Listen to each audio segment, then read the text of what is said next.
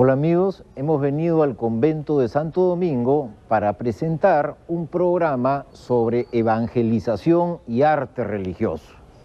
Como sabemos, los españoles cuando vinieron a América traían por propósito la cristianización. Ellos querían convertir a la población aborigen, a los indígenas del Nuevo Mundo, a la fe católica. Era la condición que les había puesto el Papa para legitimar su dominio sobre América. Por ello, los españoles estuvieron empeñados en cristianizar y no confiaron exclusivamente en el poder de la palabra de sus predicadores, ni tampoco, mucho menos, en el poder de la lectura de la Biblia, como era la tradición que empezaron los protestantes. Por el contrario, los católicos en general, los españoles dentro de ello, confiaron más en el poder de las imágenes, en su capacidad para impactar la sensibilidad del individuo y conducir su corazón hacia la reconciliación con la religión.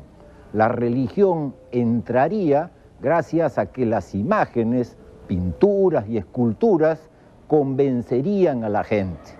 Por ello, gracias a ello, pues tenemos en las iglesias peruanas una gran cantidad de obras de arte que tendremos ocasión de ver en este programa de Sucedió en el Perú.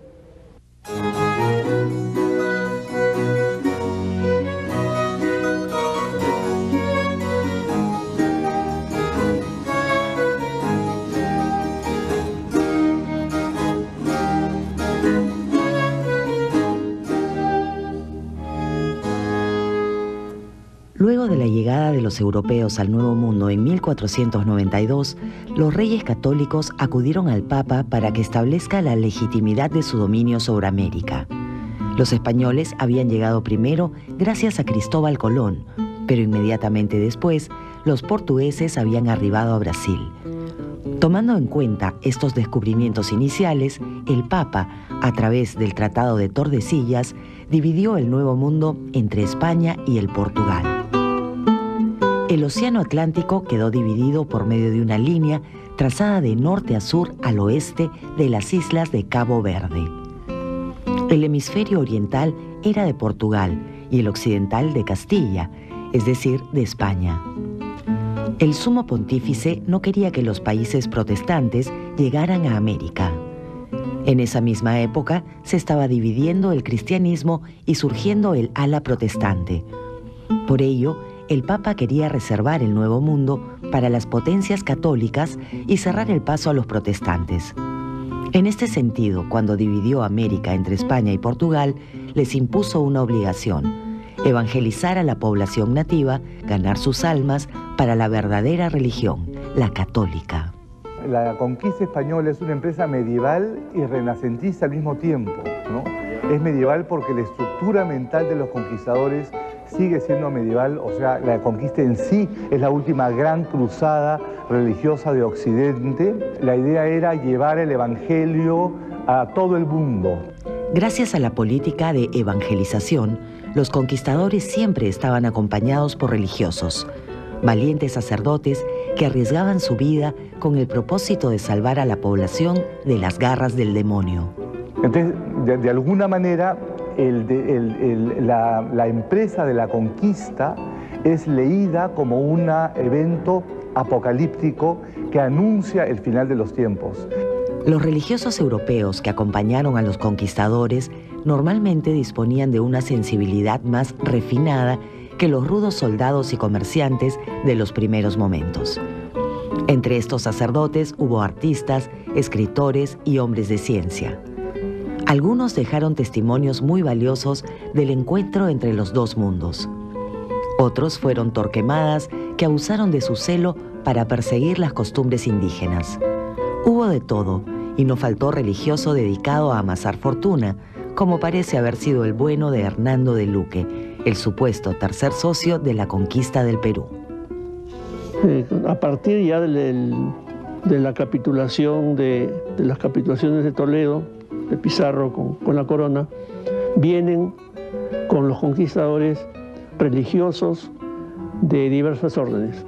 ¿Quiénes son ellos? Sí, son en el orden cronológico de llegada al Perú, son los dominicos, los franciscanos, los mercedarios, los agustinos y los jesuitas. Esto en la segunda mitad del siglo XVI.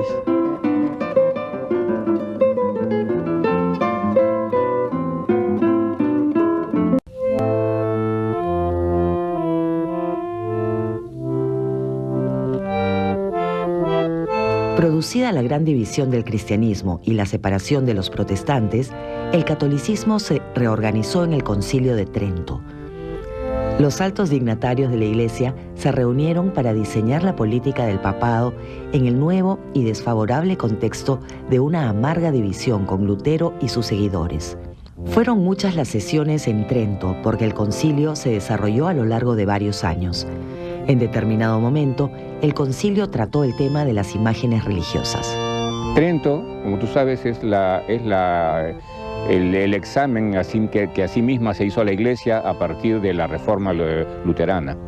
Este concilio, que duró aproximadamente 18 años, que acabó hacia 1563, en su última sesión recién se ocupó de las imágenes. A lo largo de los 18 años de concilio, la Iglesia buscó reordenar toda su política, y su política interna y su política externa, como un Estado. Normar las relaciones de sacerdotes con los pobladores, de las monjas, la vida interior en los conventos, la liturgia, ¿no es cierto?, las partes que debe contener la liturgia, en fin, muchos aspectos de la vida de la Iglesia. Y las imágenes ocuparon la última sesión.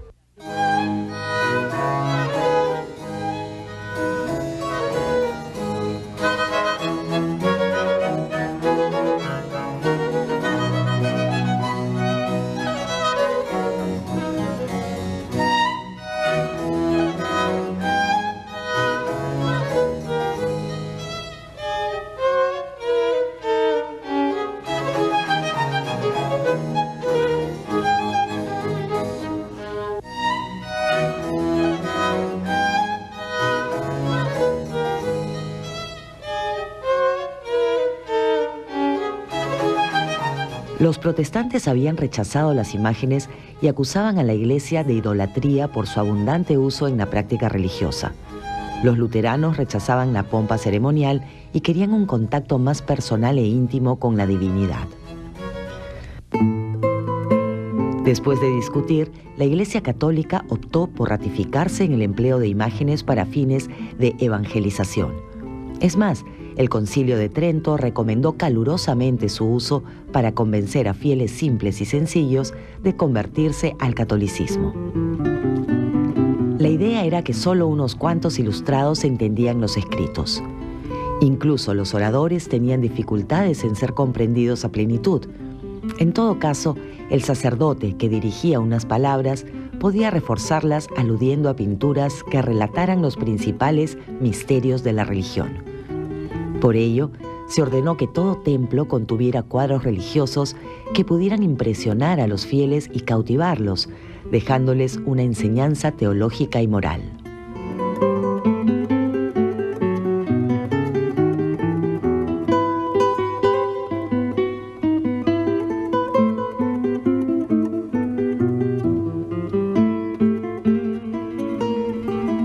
Claro, cada orden religiosa tenía una actitud distinta frente a las culturas aborígenes, ¿no?